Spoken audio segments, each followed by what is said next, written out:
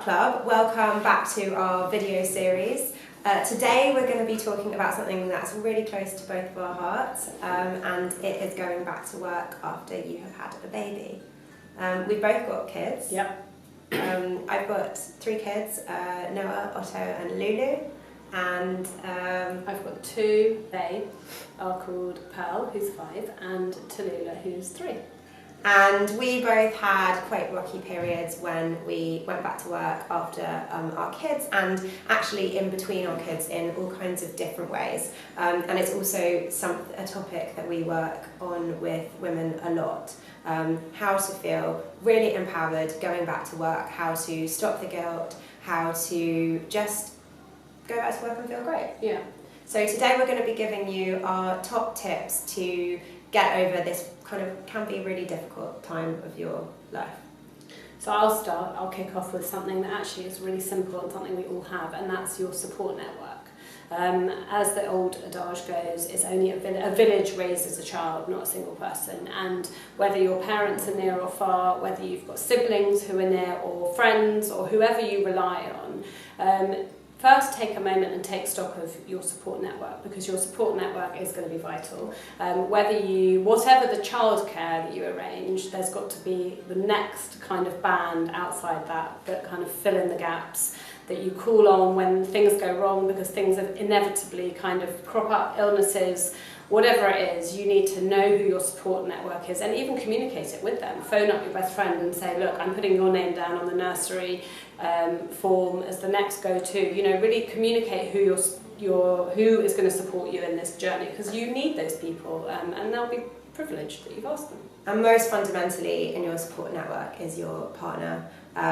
So make sure that you start sharing the load really early. Don't wait until you are finishing your maternity leave or they're starting their shared parental leave to start getting them chipping in and doing things. Don't think, I'm on maternity leave, therefore I'm going to do all the laundry and all the cooking and all of the because I haven't got anything else to do. No, you need to start sharing the load right at the beginning, not only because you get into a routine then that enables you to go back to work much more easily, but also because if you don't let your partner join in with things like changing nappies or whatever it might be, they just will not have the confidence to do it when you really, really need them to. So get your support network, share the load.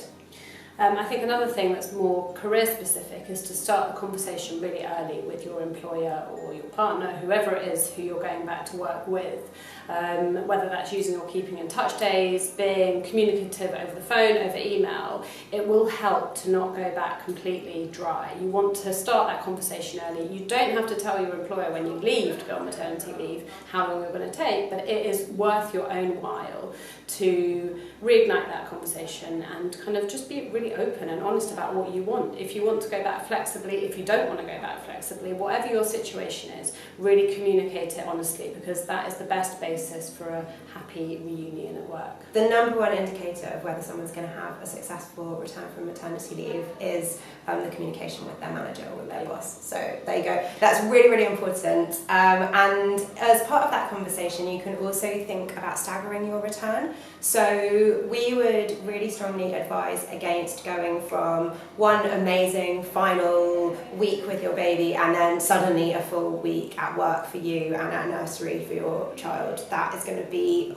really heart-wrenching and also difficult for you, not only emotionally but also in terms of your confidence at work. So if you can, or as far as you can, stagger your return. So don't go from 0 to 5, go maybe take a 2-day week and then a 3-day week, ramp it up, use the holiday that you've accrued and really get yourself in the swing of things slowly, so that when you are back full time and you are back properly, you've already got your feet under the table and you can really start getting on with some productive work.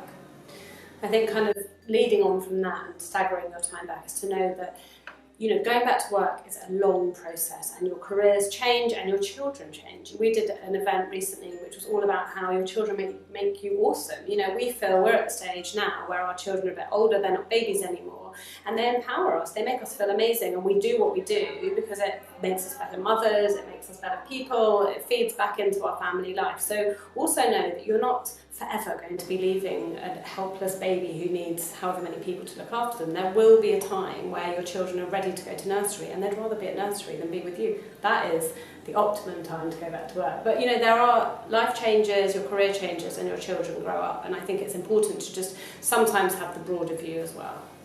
Yeah, and as part of that broad view, make sure that you are staying true to what you want. So for some people, it's right to go back to work when their kids are at school. For some people, it's right to go back to work when they've got a tiny baby. For some of us, we absolutely love pushing our child in the playground on a swing for ages. For others of us, actually, that's quite boring, and we really want to get our teeth stuck in back at work. So know that each of you is different, and that you cannot compare yourself to your best friend, colleague, sister, or anybody else that you might like to name who's got a baby. You are you, and you need to just do what's right for you and your family.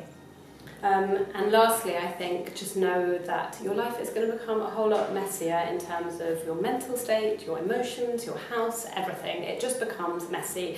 We did work a few Fridays ago where we literally put our youngest children, who were both 3, into the bath without there was no water in the bath, yeah. And loads of toys, because it just kept them in the bath, and it was a big bath and they couldn't get out. They were having the time of their lives, and we were able to just finish off a bit of work we needed to do, and they actually had the best time. Tulu still wants to go back in the bath, but it's fine if it isn't all perfect. You can't be a control freak when you're a parent and you're working. Things don't always go the way you want them to, but you can muddle through. So know that you can make it work, you can ditch the guilt, it will be okay. Follow these tips and let us know if there is anything else that we can help you with. Yeah. Good luck. See ya. Be awesome.